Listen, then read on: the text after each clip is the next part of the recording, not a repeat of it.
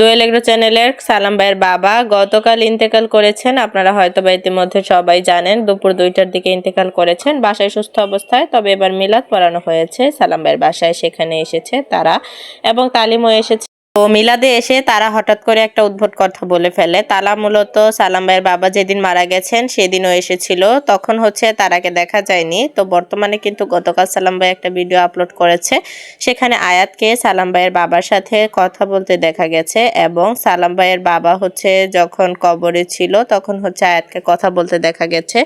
তো বর্তমানে তারা এসেছে সালাম ভাইয়ের বাসায়, মূলত মিলাদে সালাম ভাইয়ের বাসায় মিলাদ পড়ানো হচ্ছিল, তখন ওই মিলাদে এসেছিল। কতই না হাসি খুশি ফ্যামিলিটা ছিল।